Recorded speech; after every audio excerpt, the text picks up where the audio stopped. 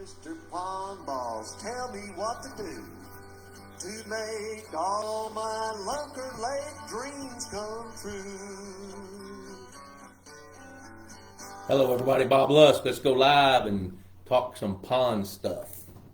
Bring me some questions. Let's talk about what you want to talk about, and we're just going to get this show rolling. I got to do a podcast yesterday, interviewed for 3 10-minute segments for one of the pond Facebook pages out there that's growing like a wildfire. They're hitting on all the right cylinders. They're like 50,000 members or something. So I got to spend a little time with them on a podcast that will be broadcast, I think, in March sometime. Today went and looked at a ranch to host the next Bob Lusk Institute of Higher Pondology. If any of you are interested in that, what I'm planning on doing, I got to iron out the dates and get the costs and all that figured out, which we're working on now. But it looks like it's going to happen in May, and then probably one in the fall, probably October. I don't know. We got to work on that. Hello, Drew Bachman. Good to see you, my South Carolina friend. Good to see you going on there. So let's talk about what you guys want to talk about. Just so I see we have 8 viewers going on now. That's good. That's a good start. Forgot to tell Leanne to announce I was going to go live tonight. Oops. So she didn't get a chance to put it out there to remind everybody. But that's all right. We'll rock and roll. We'll get some topics. One of the things that I thought I'd talk about first on, hello, Jeremy Day. Good to see you, buddy. Yeah, I'm happy to be back. You know, I took some time off, which, oh well, you know, we do that from time to time. Hey, Danny Mack. All right, Danny Mack swung his bar stool around. He's watching us. Good to see you, buddy. Need to spend time with Danny. Haven't seen Danny in a while, so I'm glad to see you're on here checking this thing out. We had here in Granbury, Texas, yesterday it was 96 degrees in February. Today it was 80, and tomorrow it's supposed to be 55. What does that do to your ponds? You know, one of the things I preach all the time, I totally believe in this, that everything happens. Hello, Steve Scharf. Good to see you, buddy. You and I've been communicating a little bit. Okay, Jeremy, you're going to have to translate that one. I don't know what that means. Oh, deserve it. Oh, okay, yeah, okay, I deserved it. Yep, for the time off. So anyway, what does the temperature fluctuations do to your pond? And let's see, there's Deborah Corlew. She says, good evening, Bob. Just got done riding a tornado warning. Ooh, yeah. Yeah, there's some really weird weather going on. As a matter of fact, in the Texas Panhandle, there's a major fire. It's a disaster. It's burned over 200,000 acres of ranch land. It surrounded the little town of Canadians. So, man, they're in our thoughts, I'm telling you. Latham ordered some fish. Good. Some small bluegills. That'd be a nice snack. All right. There's Jay. Jay Spires and I have been communicating some. I got to talk to Jay on the phone yesterday for a little bit. Howdy. So, okay, let me kind of get on this topic and fire things up here so we can get some good content going on. What do temperature swings do? Everything starts with temperature.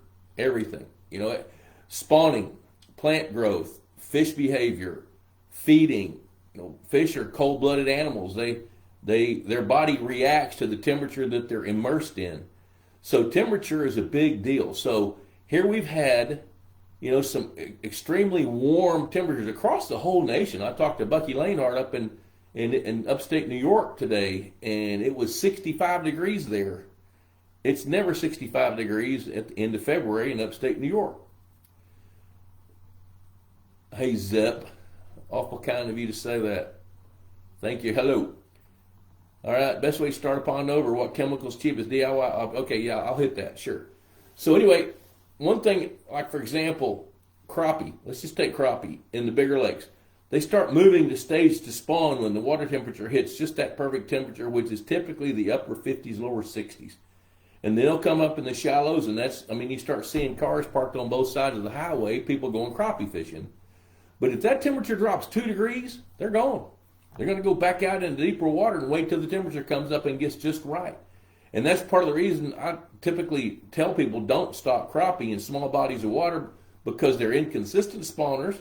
They spawn first in warm water ponds, and their babies can turn around and eat everybody else's babies, and their mouth is too big to be small and too small to be big, but it all starts with temperature. I've seen some years where crappie stays to spawn every week, and then a cold front would come through, drive them off, and then they didn't spawn.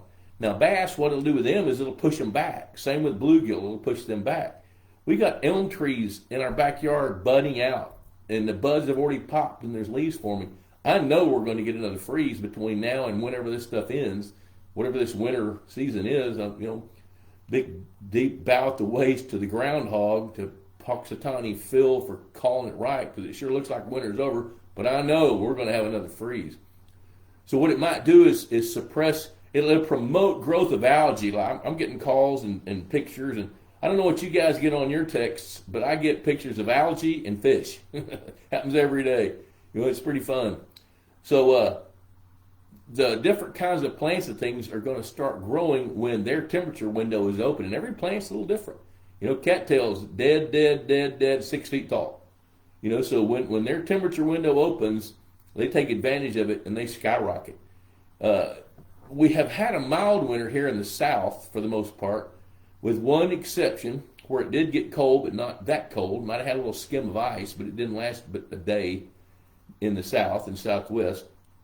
So I would encourage you to be checking the temperature and write down some observations. If you really want to manage your pond well, take a few notes and look at the correlation between temperature, when plants grow, visibility of the water. Your plankton bloom sometimes will kick in by itself when the temperature hits 55, 58, 60, 62, which water temperatures yesterday in north central Texas and north Texas were in the upper 60s in small ponds.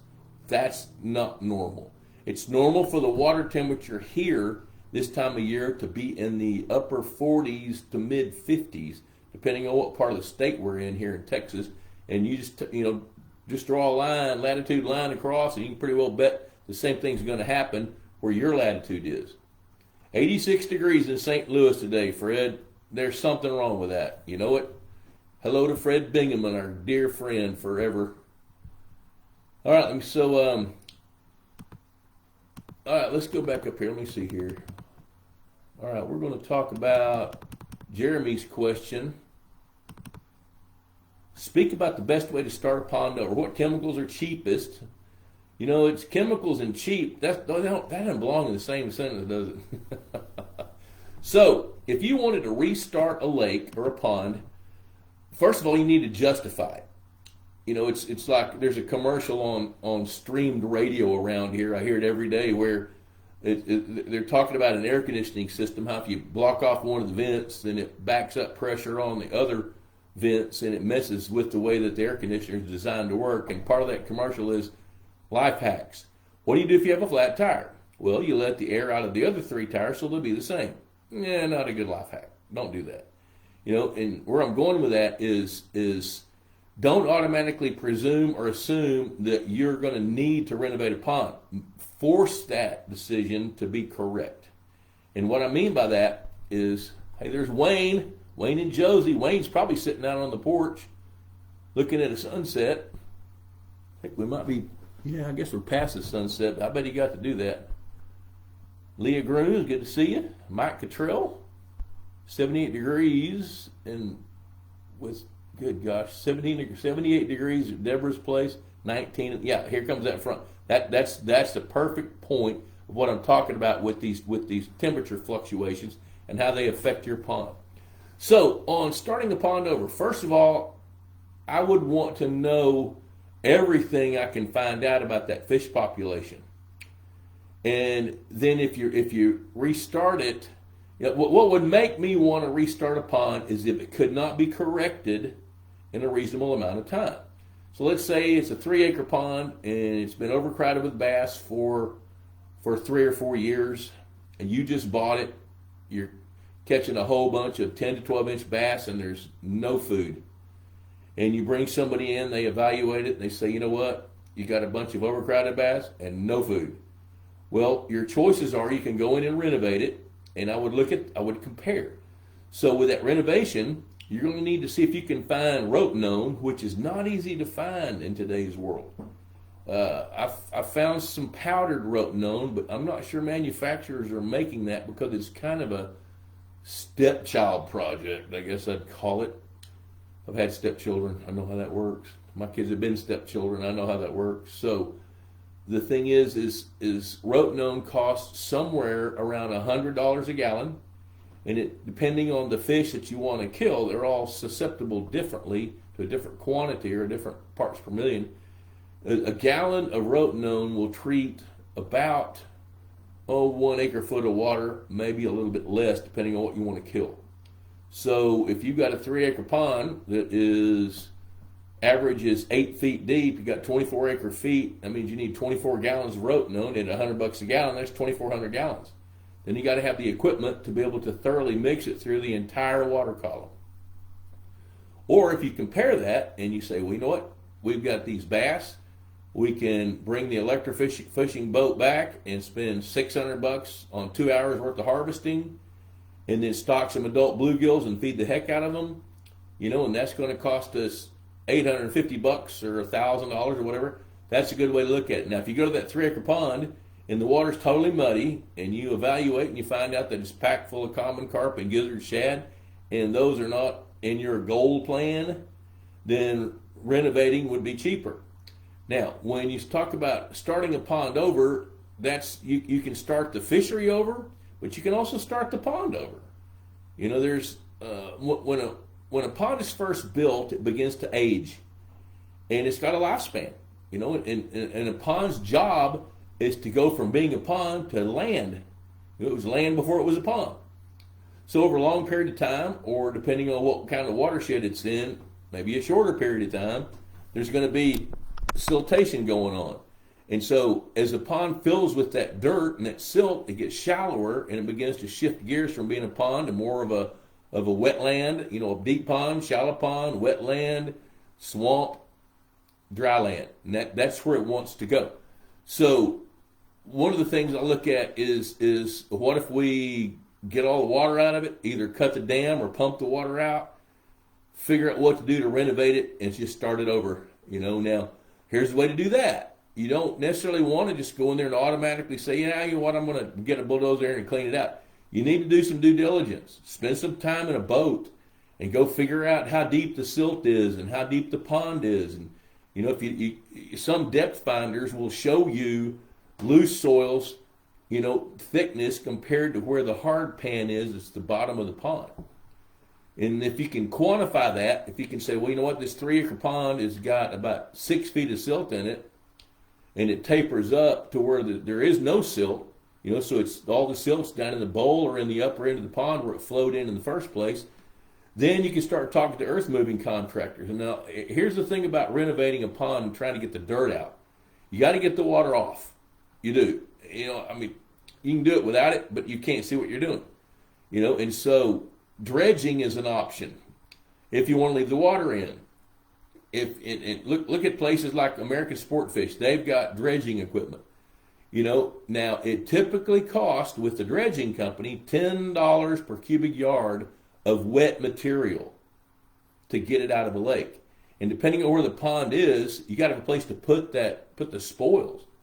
Now if that's $10 per cubic yard, you got a 3 acre pond and it's got 6 feet of silt in it in the deepest part, and it works out to be, say an acre and a half cubic feet of, acre feet of silt. There's 1,666 cubic yards in an acre foot. So you'd be looking at $28,000 or so to get that silt out with a dredge. Or can you drain it? If you can, then you gotta let it dry, or get a trackhoe out there and dig it out with a trackhoe, haul it off in dump trucks, and then you're moving it 3 times. Because you're going to move that dirt first to load it into the dump truck, then you're going to haul it with the dump truck, there's 2. Well, they're going to dump it somewhere, and then it's going to have to sit there and dry and get spread out, there's 3 times. That's going to be pretty much the same cost, as a dredge. Give or take a little bit, depending on the equipment and how far you got to haul the dirt. So, that's what I got to say about that. So renovating to start a pond over, rotenone is your best bet. If you can't find it, Then another way, something I've done in the past when I could not find rotenone was to pump the water down and then use swimming pool chlorine shock. I've also used anhydrous ammonia. You know, the chlorine is deadly toxic to anything alive. That's why they use it in drinking water to kill any bacteria, any viruses, anything that's in the water. Chlorine takes it out. You know, it's just you're doing that in a natural environment, so you got to be cautious and think about that. I'm not sure that's even labeled for that, but I've done that in the past. Don't arrest me. But I've used anhydrous ammonia before. Whoa, look at there, Danny Mac's jumping in there. Why not use bleach? I have used that. I've used swimming pool shock more than anything else.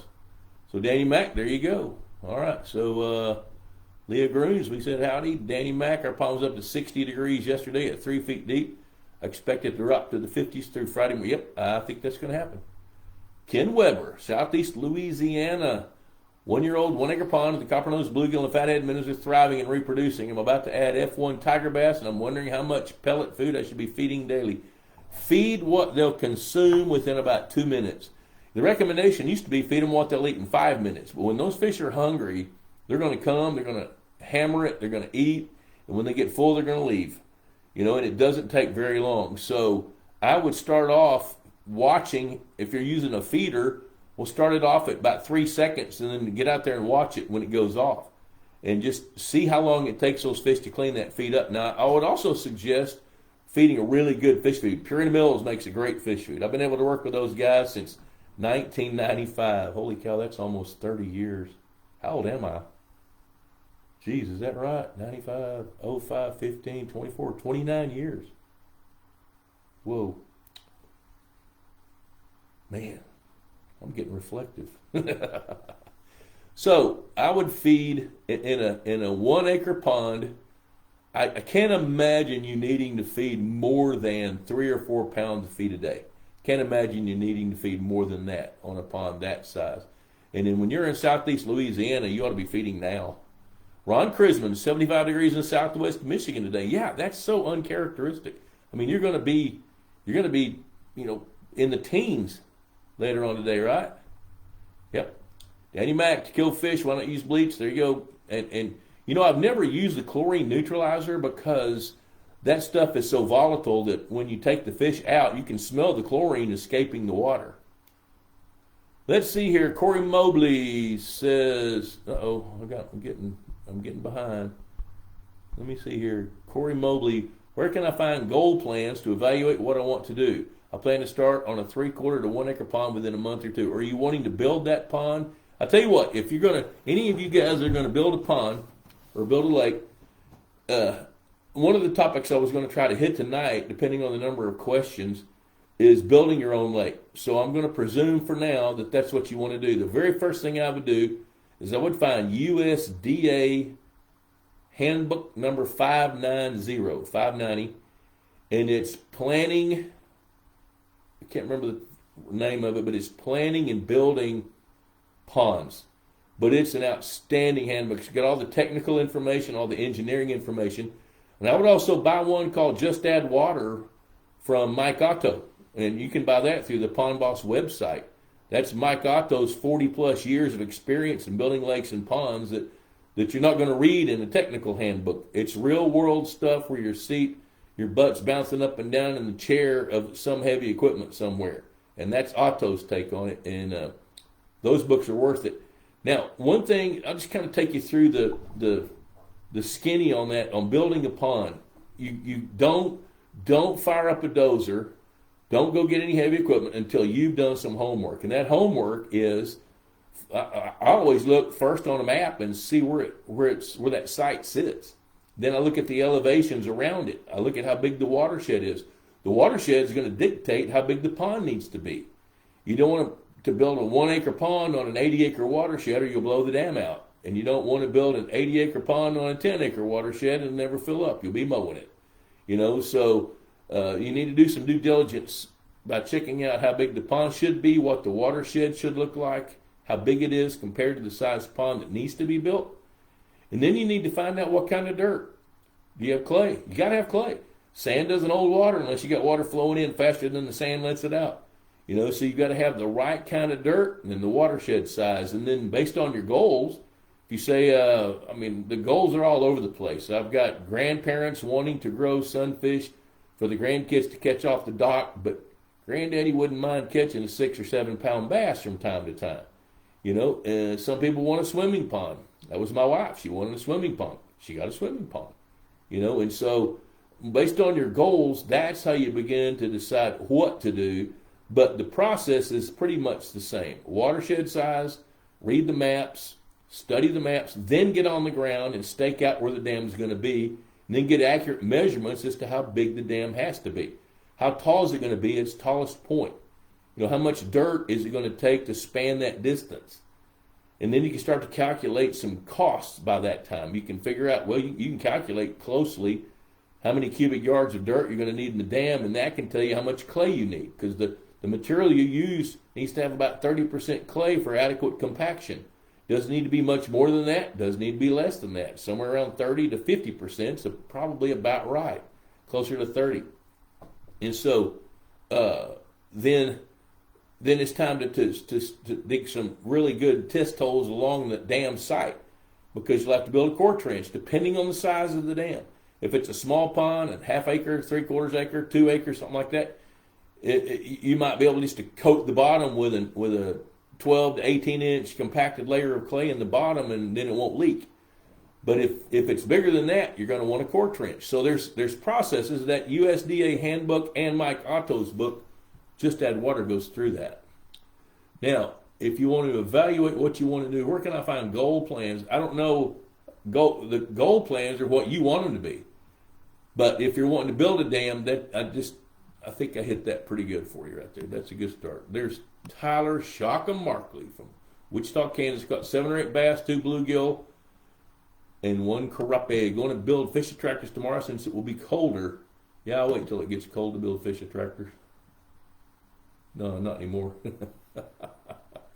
All right, let's see here. Cold front coming through now. Yeah, it's supposed to hit us about midnight. Fish attractors will be made of 3 or 4 inch corrugated pipe put into a concrete base with black irrigation piping as branches. Was trying to find the cheapest way to make fish attractors. Bluegill were good size. Okay, I'll tell you something to do there, Tyler, is get you some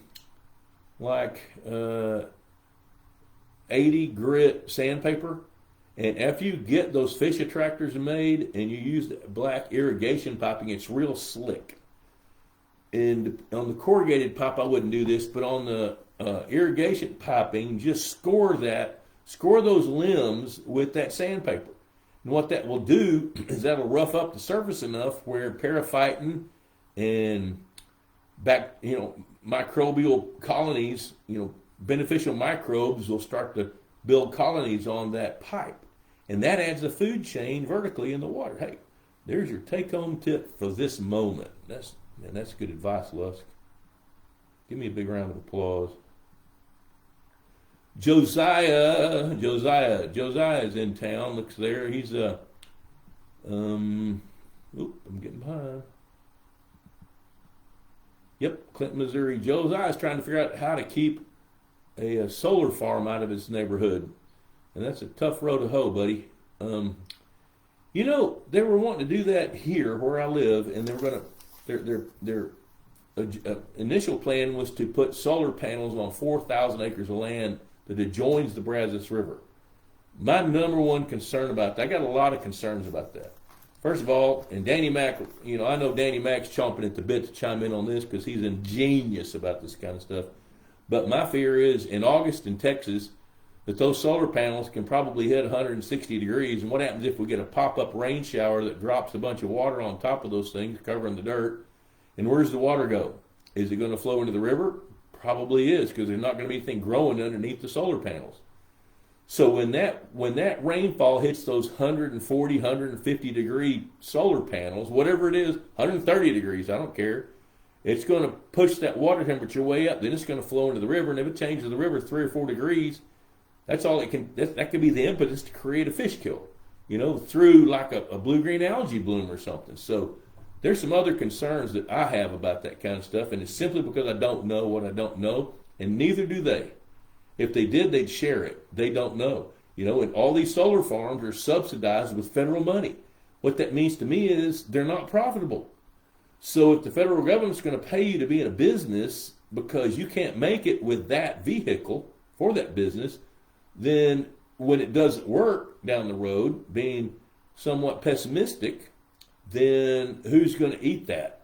And what happens when those solar panels are no good, or they're outdated, or new ones come along that are better than 20% efficient? Josiah, you're welcome. Tom Davis, Central Ohio. Mark Dyer, how do you calculate what you need to get an estimate cost for Rotenone? For instance, a 3.5 acre lake, 8 feet maximum depth. Okay, here's what you do there. Good question, Mark. Is you've got to figure out how many acre feet of water, and I like to overestimate it just a little bit, because if you underestimate it, you're going to spend money on Rotenone and nothing's going to die. I say that. Something will, but you're not going to get a total fish kill like you want. So I start out now on Google Earth, and I measure the perimeter of the pond to get it accurate, and then with a depth finder, I like to find out what the depths are and make a little homemade bathymetry map. And then from that, you can calculate the layers of water. In other words, if you've got like a little circle of water that's 8 feet deep in the middle of that 3.5 acre pond, then you got a bigger circle that's 7 feet and a bigger one that's 6 feet. Then you can start to run the numbers, and what you're looking for is acre feet, because it takes about 1 gallon Rotenone per acre foot of water. So if you got a 3.5 acre lake that's 8 feet maximum depth, then you can calculate that if you got a bathymetry map. If you don't have a bathymetry map and you don't want to make one, then you got to figure out what's the average depth. Well, if a lake is maximum 8 feet deep, then the average depth is probably going to be something a little under 4 feet. So take 3.5 acres times 4 feet, and that gives you 14 acre feet. That tells you how much Rotenone you need. Ken Weber, you're welcome. Peyton Igo. Peyton, I've been working on your project a little bit. I'll have something for you here pretty quick.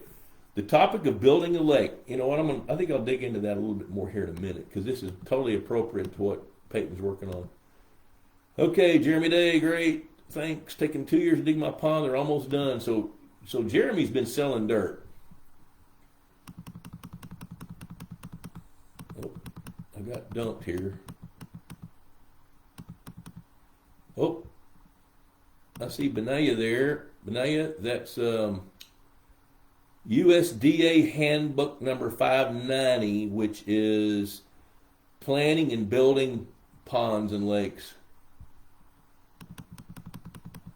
All right. Taking 2 years to dig my pond, almost done. They expanded a small pond. I think some fish survived. I saw catfish in it yesterday that shouldn't be there, so I figured best to pump down. And you know what? In your situation, Jeremy, I'd say yeah, because you got contractors that are buying dirt from you, and I think that they need to pump it down. You need to kill every fish in it. Hello, Christy Berg, Logan, Kansas. Jim Allen checking in from Louisville, Kentucky. Late, but couldn't stay away. Hey, neither could I, and I was on time. Bruce Condello, my dear friend, Bruce from Lincoln, Nebraska. Great information as always. Thanks, buddy. Jeff Wallen, hi, boss, making a new pond, smallmouth only. How deep would it be? Need to be in central Illinois. Depth in central Illinois is important because of your climate. You want enough depth that you're not going to be subjected to winter kill. So I'm going to tell you, I don't know what your surface area is going to be, but I think you need to have water, some deep water deep enough to be 12 to 15 feet. With an average depth, I'm going to suggest 8 feet to 7 to 8 feet average depth. So you want 3-to-1 slopes going down to your depth, and then you want to create the right kind of habitat for smallmouth bass. That's a big deal. Don't just build a pond and then throw some smallies in there with something for them to eat and think that it's gonna do it. It won't. You got to have the right kind of habitat that smallmouth bass want. Okay, let's see. How do you calculate what you need to get? Okay, Jason Dodd, approximately 1 gallon per acre foot. Do it when the water level is down, $130 to $150 a gallon, and the cost of an authorized. Okay, there you go. There's your real world answer. So I bought Rotenone, 18 months ago, and I paid $100 a gallon for it. But it totally makes sense to me that the cost is $130, $150 a gallon. I totally buy that, Jason. As I recall, I think, Jason, aren't you a fisheries biologist? I think you are. Forgive me for not remembering that, but I'm pretty sure you are. Hello, Michael Eric in Iowa. Brandon Coleman, good to see you, buddy. Leah Grooms. Let's see here. Jeremy Day, what about hydrated lime instead of rotenone? You know what? I've not used hydrated lime, but it's calcium hydroxide, and you can really spike the pH fast with that. I don't think I'd want to use hydrated lime in a full pond. I would have less objection of using it in a pond that's maybe 1/3 full, because you don't want to trade problems. You know, you're going to kill the fish, but then what happens to that hydrated lime, which is calcium hydroxide, by the way? It's not quite as volatile as what they call quick lime. I melted a baby bottle one time with quick lime. I had a baby bottle in my shop, and somebody had sent me some hydrated lime, or I bought it. Some quick lime, and I put a little bit in the baby bottle and added it with the water, and it melted that plastic baby bottle. Oh, I hope that doesn't come back to haunt me. Steve Sharp, hello, Ann. This is Chris and Ann Chavetta checking in from west of St. Louis. Good to see you guys. Steve Sharp, starting plants in a new pond, what kind of temperature would you look for in the water for submerged vegetation versus ambient temperatures for shoreline? Depends on the plant. You know, we got daffodils popping up out here. Like, they've been tricked. And daffodils shouldn't be popping up for another 3 or 4 weeks anyways, until at least sometime in second week of March. But here they are. But the irises aren't, you know. So depending on the kind of plants that you want to plant, the temperature is based on that plant. You know, so let's say if you were going to plant some bog plants, you know, a lot of those grow from tubers, and you can buy the tubers and get them in the ground now if you want to. The ambient temps for shoreline, and that again depends on the temperature. Bermuda grass doesn't grow at the same temperature as ryegrass, which doesn't grow as the same as what's that plant you guys have over there? The grass that everybody hates in Missouri that cattle won't eat. Anyway, there's the answer. It depends on the plant, really. Oh yeah, Jason Dodd. I knew that. God dang it, I'm a little bit brain dead. Jason Dodd. I know Jason Dodd. Hell, he's in Wichita, Kansas. Did such a great job knocking out his pond, getting to start over. You're sitting here talking about a dead gum like a fisheries biologist. That's because you did it. You know, Jason Dodd, you know, I don't know, maybe it's because I'm almost 69 that I forgot that, but I'm not going to dwell on it. Hi, Jason. Jason did a great job making those decisions to, you know what, we're going to tell his story real quick. Jason got in touch with me last year, I think it was, and his initial question, he sent it to info@pondboss.com, if I remember, and he wanted to know what fish to stock in a pond. So I went back and started asking him some questions. We had a little conversation. I was going to refer him to somebody, which I did anyway. I referred him to somebody. But as I started learning more about what he was doing, I decided, you know what, I don't want to type all this. Let's have a conversation. So we talked on the phone and figured out that he needed somebody to come in and evaluate the fish that he had. He didn't need to run down to Hartley Fish Farms today and buy fish. Do it later. But first, go find out what you got. So he found a local old school, great fisheries biologist there in Wichita, Kansas, Leonard Yarrick. And Leonard came out and electrofished his pond, and the pond was muddy. I mean, muddy as in muddy gets. That sounds like something Forrest Gump would say. Muddy is as muddy gets. Life is like a box of muddy water. You never know what you're going to get. Okay, so anyway, found out that it was packed full of trash fish. I mean, thousands of big gizzard shad, common carp, buffalo. There were even some flathead catfish in it, and very few good fish. So he made that decision to rotenone the lake, and Leonard calculated the volume of water and then acquired the rotenone, because you do have to get it from a licensed applicator. So Leonard got it, and he sent me pictures of those fish that were dead. And just within days, maybe not even that long, that water cleared up. Those fish were keeping that pond muddy, and now he's got a clearer pond, but now he's got to deal with plants. So there you go. There's a real world deal. All right, let's see here. Daryl Willis, Jeremy Daycage. What do you consider an old pond? Really, I think the best answer for that is old is relative. Uh, I have met some young people that are 80 years old.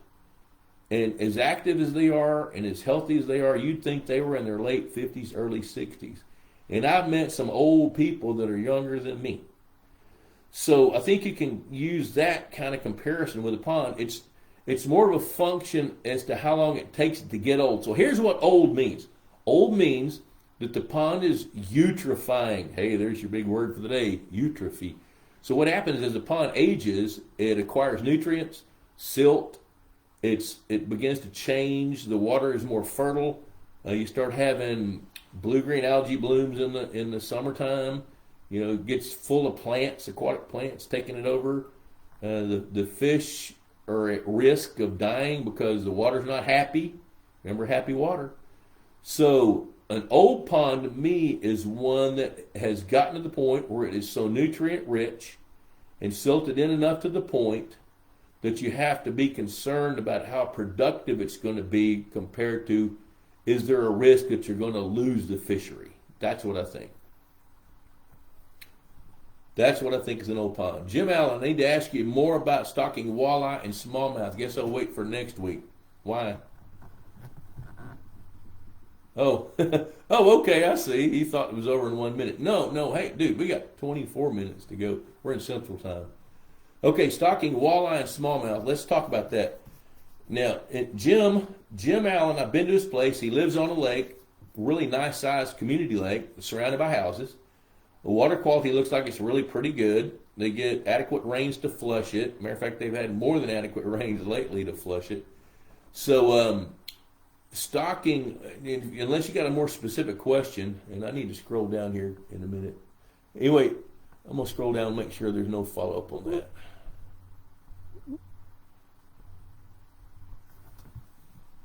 Okay.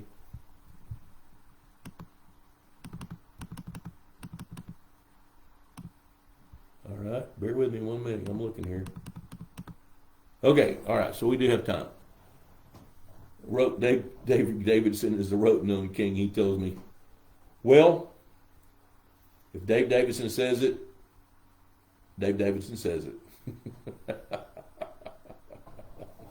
There you go. Look at that. We got a little collaboration going on with Jason Dodd and Mark Dyer. And you guys, you guys do need to talk, because that's rock solid information. So I'm going to get back to Jim's question. Mark Dyer, in an effort to reduce water volume for a treatment like rotenone, can you pump water out of a pond faster than it fills by incoming groundwater? If you have a big enough pump, is it even legal to pump water out of your pond if it flows into a river? I don't know anything about law. I know nothing about law. So I can't imagine pumping water out of the pond is going to be a problem as long as it flows through its natural course. The only problem could be is if there was something wrong with the water, and that may be the case somewhere, but I don't know if it would be with our kinds of ponds. So, all right, hey Larry Hardesty, I'll get right back to you on that one, on the bluegill and the red ear. Is one better? Yeah, that's an easy one. I can handle that one. So, Jim, back to walleye and smallmouth bass. Your pond, your lake there outside Louisville, Kentucky, is pretty strong population of largemouth bass. Largemouth bass will outcompete smallmouth bass in every environment, anywhere except maybe Canada. Because largemouth bass have a slightly larger mouth, they're more aggressive, they're more competitive, and they can reproduce way, way, way better than smallmouth bass. But I think in your lake, smallmouth bass, if you improve some habitat specifically for them, which they like woody cover, they like places, they like gravelly bottoms. If you've got some areas where there's gravel, and I don't remember if you do or not. We didn't talk much about that when I was there last summer. In some places where smallmouth bass could be protected, then I think you could have that could be a piece of the niche of the fishery. Now, one thing you'd have to do with both walleye and smallmouth bass in a lake like that is they're not going to recruit.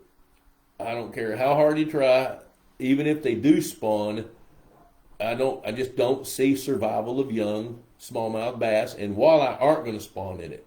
So every couple of years, if you want some, you'll have to add some more, which that's a pretty common practice. And I think in northern Kentucky like that, north central Kentucky, you should be able to find some suppliers, especially in Illinois. Might check. I tell you what, there's a supplier. I think it's called Nemo Fisheries in eastern Missouri, and I know the Herman brothers handle a lot of walleye and smallmouth bass. They're outside of Peoria, Illinois. So I do think that you could do that, and it'd be fun. You know, if you could budget a little bit of money to give it a try, I wouldn't expect to see much results for a couple of years. I don't know. And I would see what size fish you can buy, and then see what kind of a bang for the buck you can get. You know, if an 8-inch smallmouth bass there costs $4, how many do you need to buy before your back pocket starts to have a little pain in it because you don't know what the results are going to be. But I think if I were going to do that, I'd start with some habitat improvement, and then if you got a couple $1,000s, go do it. I think it'll be fun. So let's see, we got Larry Hardesty here. Holy cow, it's already 7:11. Man, I tell you what, this time goes really, really fast. I talk a lot. Pond Boss Magazine, there it is. $35 a year, cheaper than a Friday night date, and it lasts a year. And it fuels the economy. You know, I mean, there's this next upcoming issue of Pond Boss got some great topics in it. Man, there's an article by Dr. Boyd that will knock your socks off. It's probably one of the best articles he's ever written for Pond Boss. And that he is the doctor of water. I'm telling you, he is a water wizard. So Larry Hardesty. Oh, you know what? Let me plug Purina Mills too. I got somebody called me out on that last week. I think Michael Larry called me out. Somebody called me out on it, and I just didn't think about it because I haven't been back here doing this. And I shoot from the hip on everything I do. I know you can't tell that. This is all such a professionally put together deal, but Purina Mills, maker of MVP. I love that MVP. 42% protein, fish meal based feed. It's great. It's really good. Texas Hunter products, Texas Hunter feeders, Texas Hunter angler products. They've got some really good fish habitat, fish structure to enhance small ponds especially. So check them out. All right. Benaya, thank you for the compliment, buddy. I'm glad you got one. Okay, so let me go back to Larry Hardesty here. What is some of the difference between stocking bluegill versus the red ear brim? Is one better than the other? No, I don't think one is any better than the other, but here's the difference. Bluegill are going to reproduce in Alabama 3 to 5 times a year. Red ear typically reproduce once. Bluegill are more, here's another big word, let's use a big word, opportunistic omnivores. So, all that really is like a teenager. You know, teenage boy's going to go open the refrigerator door, look in there. If there's meat, he's going to eat it. If there's not, he's going to rifle through whatever he can get, cheese, lettuce, salad, tomatoes, whatever. If he's hungry, he's going to eat it. And that's what bluegills do. Bluegill eat what's available. They readily come to fish food. Red ear won't. Red ear sunfish, also called shell crackers. In Louisiana, they call them chinky pin perch. There you go. There's your little fun colloquialism. Oh, another big word. I need to quit that. And red ear, you stock those in there to help eat snails and some of the crustaceans, big bugs, things like that bluegill don't necessarily eat. So they complement each other. And the red ear are a good insurance policy because the snails are the primary host of most parasites that will attack all your fish, bluegill, red ear, and as well as largemouth bass and even smallmouth bass. If you ever catch a bass that's got a yellow grub in it, you can bet your butt you got snails in there somewhere. So there you go. So let's see here. Danny Mack, currently raking leaves. Uh-oh. Yep. Raking sunk leaves and vacuuming the muck. Every 2 years, we pull out about 60 cubic feet, and it's a week's worth. Another saving benefit of a 10th acre pond.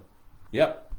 Yep, and that's pretty smart because what happens, like this time of year, when the leaves hit the water and they float, and then they sink right along the edges, and if you got good edges, you can rake those things out. What I used to do at LL, 2 is I had a drain pipe in the bottom of my swimming pond, And every December, I drop that pond down about 2 feet or 3 feet, depending on how much where all the leaves went. And then I get in there with a weed eater and knock down any reeds or cattails or whatever, and then me and a couple of guys and I would rake that stuff out into piles and we burned it. There we go. Chris Blood, thanks for the mention. Hey, yeah, I just forgot to do it last week, Chris. Love the big words. Chris Blood, our Texas hunter, buddy. Chris and I have been around the world together, so to speak, but Chris is one of the great guys in the fisheries industry. I tell you what, Texas Hunter, they're one of my favorite companies. Actually, they're right way up there at the top, way at the top. And it's not only because their products are great, so is their customer service. I'm telling you, the products are outstanding. But if something goes wrong, or you got to troubleshoot something, maybe your battery died, or the timer's not working right, or one motor's kicking on, the other one's not, and that doesn't happen often. But when it does, they're a phone call away, and they're going to troubleshoot that with you. And then if something did break, or water got in it and did something and messed something up, they're going to fix it. Now I'm not telling you they're going to do that for free, but I have seen them do that. I've seen them send out timers for somebody just as a goodwill motion, to make happy customers. So their customer service is outstanding. Okay, Jim Allen, let's see what you're saying here. What kind of habitat does walleye need? Really, I tell you what, the more I learn about walleye, and I'm learning it, some of this stuff I read about, but a lot of it, I've done it. And what I've learned about walleye is they're a little more opportunistic than you think. I've stocked several lakes with them, and I'm amazed sometimes when I bring the electrofishing boat, like around Kansas City in early June, and we're shocking walleye in the middle of the day in water 18 inches deep. There's Dave Davidson, the rote-known king. We'll let him answer his own question. Hey, Dave, you're getting complimented by Mike Cottrell talking about you're the rote-known king. So you might have to chime in on that, dude. So walleye, they like to have rocky area. They like to have sharp drop-offs and open water. That's what they like more than anything, because they're cool water fish. As you know, we have 58 acres of silt bottom with scattered insufficient structure, 18-foot main channel, but mostly shallow, 22 feet at the dam. Well, smallmouth bass need more wood. And when I say wood, I'm talking about like horizontal logs at an angle going from 2 feet deep down to 8 or 10 feet deep. Smallmouth bass like that. Walleye are going to they're toothy, and so they're a little bit more, maybe a little bit higher level predators, so they're going to be prowling around more. They're going to be chasing bluegills or chasing shiner minnows, whatever they can get to eat. So they don't need the same kind of habitat as smallmouth bass do. They like open water, they like steep drop-offs, which you don't have. So I'm going to tell you this, if you stocked 100 walleye in there, 25 of them would figure out how to play the game in that lake. Now, if you took that same 100 and put them in Dave Davidson's lake, a different 30 or 35 would figure out how to make a living in his lake.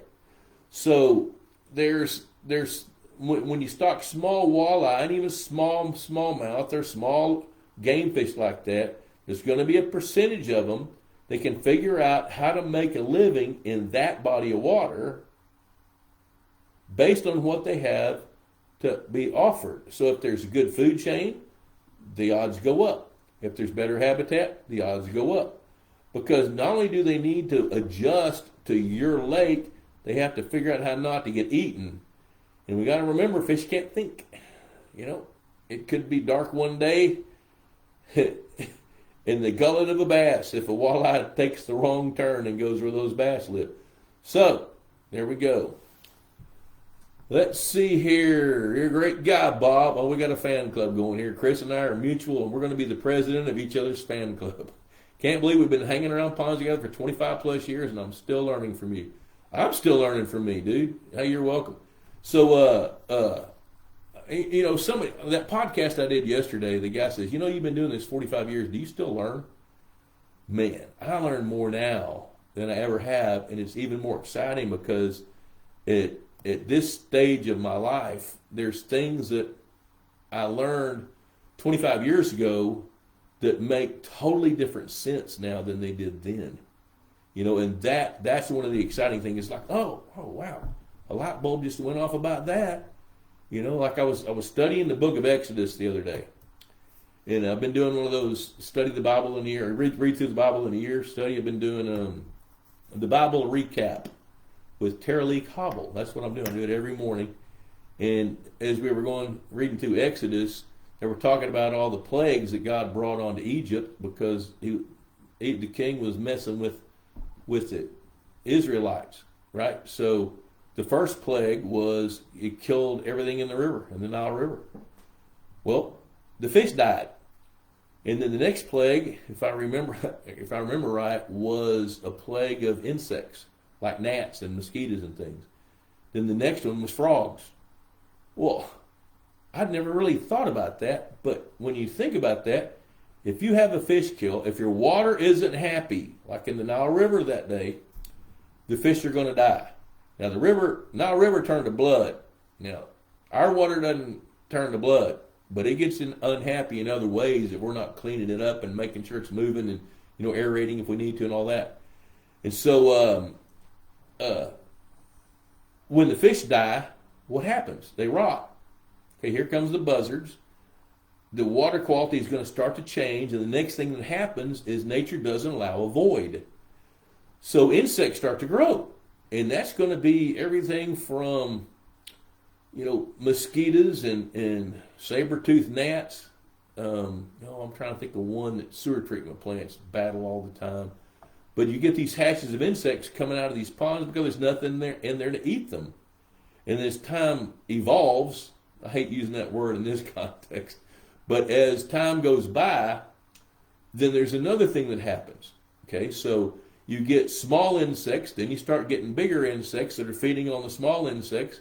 Then you get tadpoles, and when you get tadpoles and the frogs all grow legs, what happens? They leave. They climb out and they go somewhere. Well, I can't imagine 14.2 bazillion frogs all dying at the same time, and then what happens? So that's the kind of stuff I'm talking about that's starting to make even more sense to me. And that's just one example. So yeah, I'm learning. I learn a lot, and I love it. It's really keeps me fired up. And I tell you, I'll be frank about that. You guys help with that. You guys make me think about stuff that I wouldn't think about. Like the question a couple of weeks ago about, can my dogs walk across my frozen pond and can I put glitter on it? Nobody has ever asked that question, but I'll be dadgum if I didn't start researching about glitter that night. Now, if you want to know about glitter, I'll tell you. There's a biodegradable glitter that they use in bath bombs and bath salts and stuff. So, yeah, you can put glitter on your pond. Don't put the bath bombs on there. Steve Scharf, walleye versus sawguy. Those odds stay the same. Yeah, they're about the same. A sawguy is a cross between a walleye and a sauger, so it's a hybrid. The odds are still the same because neither one of those fish are going to reproduce in your pond environment. So, there we go. Holy cow, 7:23. The only other topics that I've got, unless you guys have some more questions, let's see what we got here. Let me look. We got 27 viewers, 24 reactions, 59 comments. And sometimes I miss comments. I don't do that on purpose. Let me scroll back up and make sure I've not missed. Oh, here's one. Wesley Ellis, what fish tagging system do you recommend? I've used Floyd tags for years. I wonder if there's a new technology. No, you know what, Wesley? That's really a good system. I mean, Floyd tags, the thing about tags, especially those inexpensive ones like Floyd tags, they'll stay in place for about 18 months to 2 years. And really, there's two reasons to tag fish. One of them is to track individual growth of those fish that are tagged. And the second one is to kind of do a mark recapture study. Like, for example, some guys don't have any idea, well, none of us have any idea how many fish we've got. But let's say that you, and I think Floyd tags are great. There's other ones where you can inject an RFID tag into a fish, but you got to buy a reader to read it. So you pick the fish up, run the reader across it, and if it's got a tag in it, it's going to tell you what the tag is, and then you look up in your records to see the length and the weight. Now, if you're going to tag fish, weigh them and measure them, and write it down with the tag number, because that way when you retrieve the fish, then you can scrape the algae off that Floyd tag and read it, and then compare that fish to what it was when you tagged it. And that's a good way to think about, especially with bigger fish. If you tag bigger fish and you track them, you can see what their actual growth rates are in your pond. Then you can decide. I mean, like I talked to Bill Dance a number of years ago, and he wasn't catching as many big bass in his 50-acre lake out east of Memphis than he used to. And he wasn't tagging any fish. And part of the problem was whoever he was working with were giving him harvest guidelines that kept changing. And I can see why they did it, but it doesn't make sense to me. The logic is there, but it's not logical enough. And here's what he did. So that lake was overcrowded with bass, so they started culling bass 14 inches and under. And they fished it hard, and they did. They did a good job.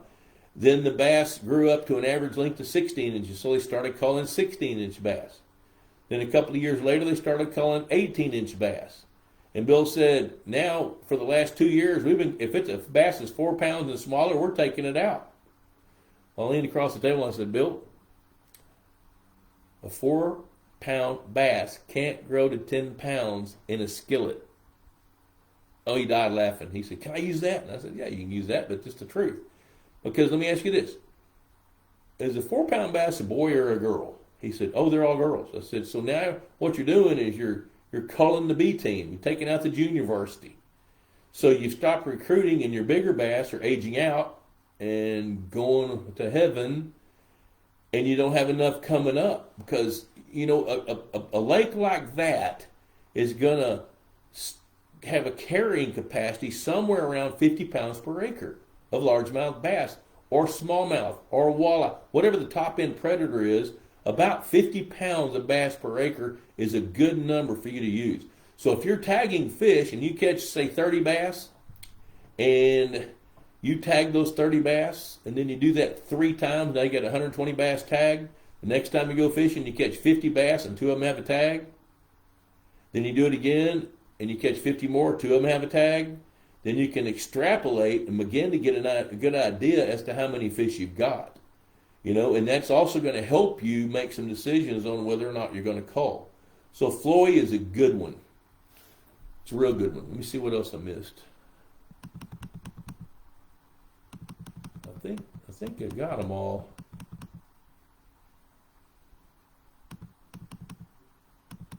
Yep. Yeah, Jason, I'm not embarrassed anymore. I know who you are. Hope you and Mark get to talk. Let me scroll down to the bottom and see what we got left. Sure is good to see Dave Davidson. I love that guy. We've known each other a long time. He was the first moderator on the Pond Boss Ask the Boss forum, which, you know what, there's other resources out there for you guys.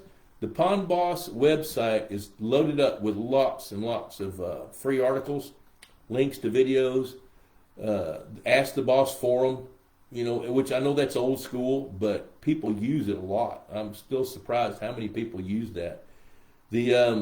Also, we have a YouTube channel, which some of you know about, some of you don't. It's called The Pond Boss. And I got all these videos are archived on there whenever either Leanne or I have time to upload the current ones. Plus, I've got a number, I think 12, 13, 14 podcasts that are specific about a topic. So those are there as well. All right, so let me see here. Ian Swinger just showed up. Yep, I'll be right to you there. Let's see. Mark Dyer, is it too rough to handle tag fish when they're delivered for stocking? Let's say you want to tag tiger muskie before you stock them. How long do those tags last? Those Floyd tags, Mark, stay in a fish typically 18 months to 2 years. Now, if you're going to tag tiger muskie or even largemouth bass, you need to talk to the supplier, because what they may want to do is sedate the fish before you tag them, which is easy to do. They use a little bit of clove oil, which is an anesthetic, and it'll knock them out. They won't flop around, and you can tag them quickly and get them in the water, and they'll revive real fast. Leah Groons, I want to add some F1s to an existing largemouth population. Thought about taking, yep, that's a good idea if you can. Ian Swinger, alum to lock phosphorus. What's your choice to bind phosphorus? I don't do that anymore. And I haven't. Here's what I did. About 2015 or so, I was in my late 50s, early 60s, through there somewhere. I decided that I was going to hire people, more people, to do that kind of thing, where I could cherry pick and go do the things I enjoy that were fun. Ray Scott had a sign over his shoulder in his office. I've got a sign somewhere that says the same thing, but if it ain't fun, we don't do it. Well, to me, that wasn't fun. But designing a new lake is huge fun. Or managing the fishery is real fun. So, that's not much of an answer, so I'm going to give you this. Alum to lock phosphorus, what's your choice to bind phosphorus? The only one I even know is Phoslock. And I know there's some new products coming out there. I got an email across my inbox a couple days ago from a guy that used to work for one of those big companies that's developed his own product. So I don't know anything about it, but I am going to find out just because I haven't done it. That's what I was talking about a while ago. A lot of this stuff with fish I've done. A lot of stuff with the chemicals I've chosen not to. So hey y'all, you know what? Pond Boss, $35 a year, cheaper than a Friday night date, and you guys say the rest. You know it. So if you would share this video to your timeline so we can keep building an audience. That kind of helps keep me going if we get new folks that are plugging in and watching. So, Foz Clear, there you go, that's a good one, there you go. I knew somebody would pop in, and of course it would be Danny Mack. Danny Mack is a knower of things large and small. So, hey guys, listen, I've enjoyed it again. It's always fun to hang out with you guys, and I can sense your passion by your comments. Jim Allen, my new favorite sound, we don't do this because it's easy. We do it because we thought it would be easy. That's a great one. So, hey, until next Tuesday, adios for now.